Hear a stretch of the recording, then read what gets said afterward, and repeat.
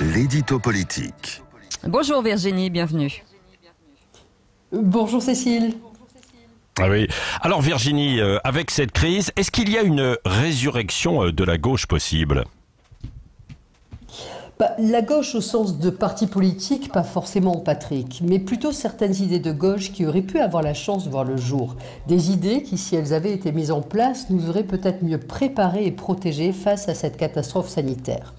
Quelques leaders de gauche, depuis quelques années, ont avancé des idées, ont ouvert des pistes qui prennent aujourd'hui tout leur sens face à cette terrible crise. Je commence en 2011 avec Martine Aubry. Elle propose un projet autour du CARE, Patrick. CARE qui en anglais veut dire soins, santé, entraide, solidarité. À l'époque, Martine Aubry ne récolte que des sarcasmes. On connaît la suite, Hollande gagnera la primaire de la gauche et sera président. Cette économie du CARE ne sera donc pas mise en place. Aujourd'hui, elle nous manque cruellement et elle serait certainement plus utile dans la situation actuelle. Et cette société du CARE aussi, d'ailleurs, elle est portée massivement par des femmes, même soignantes, infirmières, aides de vie et j'en passe. Ces questions au féminin ont souvent, elles aussi, été moquées. Et pourtant, le travail de ces femmes en pleine crise aujourd'hui est central, quoique toujours aussi mal valorisé. Oui, ça c'est vrai. Est-ce qu'il y a d'autres exemples, Virginie ? Oui, il y a eu aussi, bien sûr, Arnaud Montebourg. Il a alerté 100 fois sur le risque d'une mondialisation aveugle. Il a dit 100 fois qu'externaliser tout et encore allait nous faire perdre, bien sûr, des emplois, mais aussi notre souveraineté, notre indépendance. Et aujourd'hui, notre pénurie de masques montre combien cette externalisation nous coûte cher.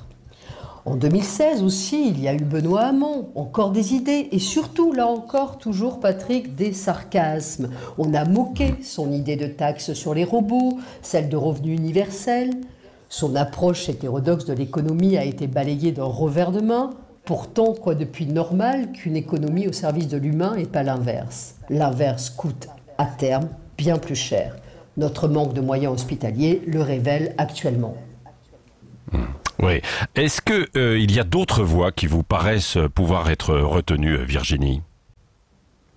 Oui, on peut aussi évoquer toute la panoplie de l'écologie politique. Pour cela, rappelons-nous du programme de Mélenchon sur l'heure bleue des mers et des océans. C'est tous les enjeux de la sociale écologie qui se soulèvent et qui seraient bien plus utiles aujourd'hui que des fausses ruptures, des fausses start-up et de la communication politique. Alors oui, les idées sont souvent là, il suffit parfois de vouloir les entendre au lieu de trop vite les moquer. Eh bien, nous y reviendrons tout à l'heure, pourquoi pas, dans le petit déjeuner de l'actualité. Ce sera à partir de 9h avec vous, Virginie Martin, mais également Christine Bouillot, Elisabeth Lévy, et puis nos coups de fil du jour, Cécile.